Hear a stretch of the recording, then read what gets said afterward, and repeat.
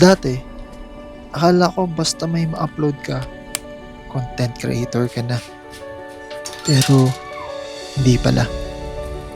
Kailangan may laman ang bawat content. Samahan niyo ako sa aking pagbaling.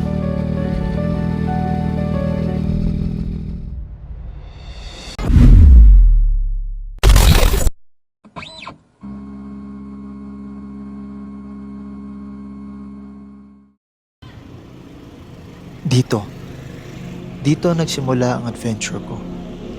Isang electric scooter. Kasama ko sa bawat ride. Walang ibang hinahanap kundi ang masayang ride. Hanggang sa unti-unti, mas lumalayo na ang mga biyahe ko. Naikot ko ang North Luzon.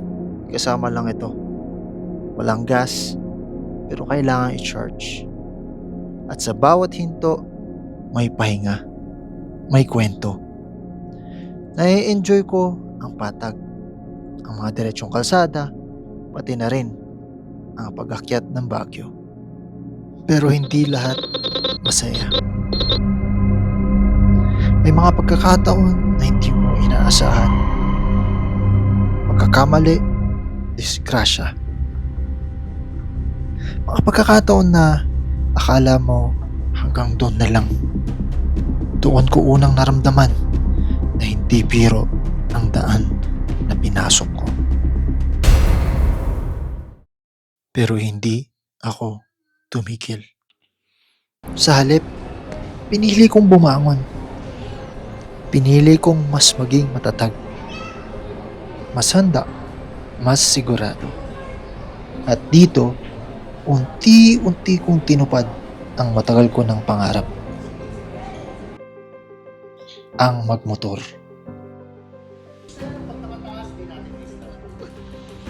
Ito nga pala si Tensyo, ang unang motor ko.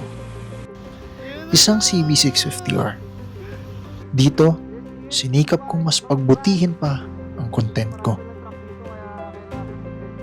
May mga bagong nakilalang kaibigan. Mas napabilis ang mga adventure ko. Pero syempre, mas magastos.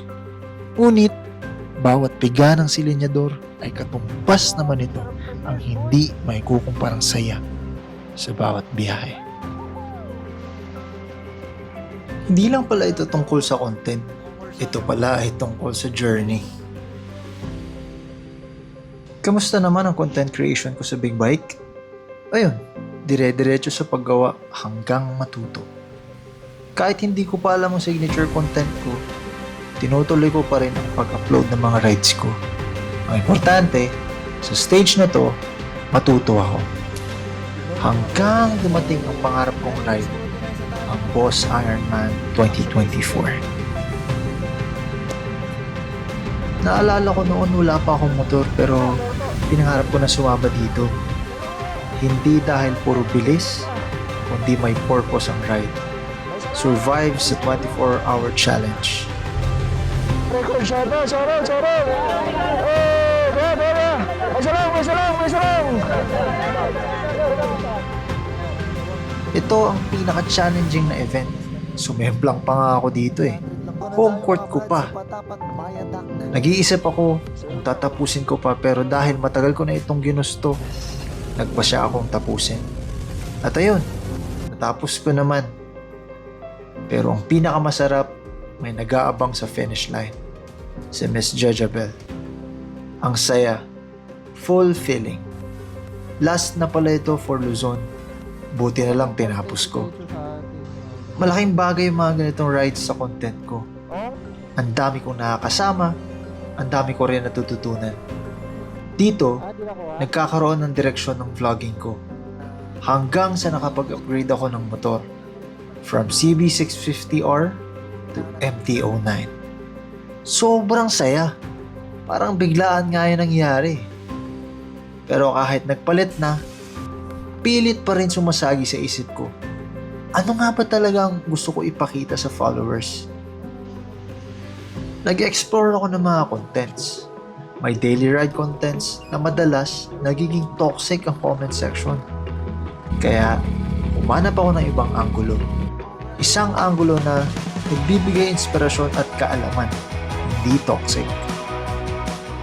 Alam ko magiging mabagal, pero may kalidad. Kaya dito, okay na ako. Ang importante, na-enjoy ko at pinaghihirapan ko ang mga bagay para sa mga sumusuporta sa akin. Kaya salamat sa inyo. Sana suportahan niyo pa rin ako hanggang dulo. Salamat mga brad at madam. Alam niyo na yan. Lagi kong sinasabi sa inyo, kapag napagkatiwalaan, ingatan.